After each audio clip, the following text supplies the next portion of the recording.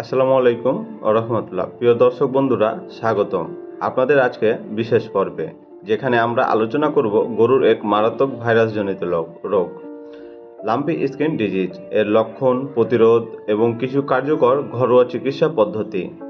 যা ভিডিওটি সম্পূর্ণ দেখুন, কারণ শেষে থাকছে কিছু মূল্যবান পরামর্শ। লাম্পি স্কিন ডিজিজ হলো এক ধরনের ভাইরাসজনিত রোগ, যা সাধারণত গরু মহিষ এর মাধ্যমে ছড়ায়। এই রোগটি মূলত কাপ্রি পক্স ভাইরাস দ্বারা এবং এটি মশা, মাছি এমনকি বাতাসের মাধ্যমেও ছড়াতে পারে। লাম্পি রোগের কিছু লক্ষণ: শরীরে গুটির গুটির মতন ফোলা ও চাকা, উচ্চ জ্বর, চোখ ও নাক দিয়ে পানি পড়া, খাবারে অনীহা, দুধের পরিমাণ কমিয়ে দেওয়া। এই রোগের প্রতিকার নয়, প্রতিরোধই হলো সবচেয়ে গুরুত্বপূর্ণ। সঠিক ব্যবস্থাপনায় অনেক অংশে এই রোগ প্রতিরোধ করা সম্ভব। প্রতিরোধের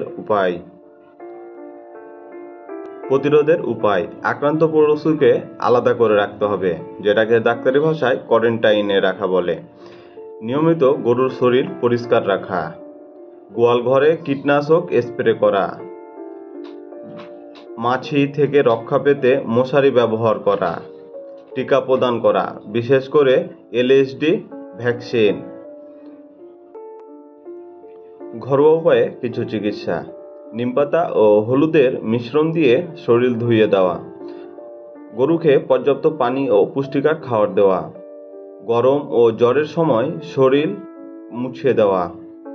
সতর্কতা: ঘরোয়া চিকিৎসা করলেও যদি 2 থেকে 3 দিনের মধ্যে উন্নতি না দেখা যায়, অবশ্যই চিকিৎসকের পরামর্শ নেবেন। অনেক পশুর চিকিৎসকরা বলেন, যদি সময়মতো টিকা ও পরিচর্যা করা হয় তবে গরুকে লাম্পি থেকে রক্ষা করা সম্ভব। এছাড়াও একবার আক্রান্ত হয়ে গেলে গরুর শরীর রোগ প্রতিরোধ ক্ষমতা তৈরি হয়, তবে সতর্কতা অত্যন্ত জরুরি। লাম্পি স্কিন ডিজিজ একটি ভয়াবহ কিন্তু প্রতিরোধযোগ্য। সঠিক পরিচর্যা, টিকাদান এবং পরিষ্কার পরিচ্ছন্নতা বজায় রেখে আমরা আমাদের গবাদি পশুকে এই রোগ থেকে রক্ষা করতে পারি। আপনারা যদি ভিডিওটি ভালো লেগে থাকে তাহলে লাইক, কমেন্ট এবং শেয়ার করতে ভুলবেন না।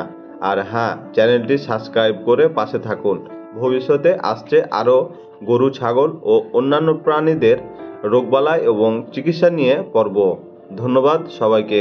আল্লাহ হাফেজ। আসসালামু আলাইকুম।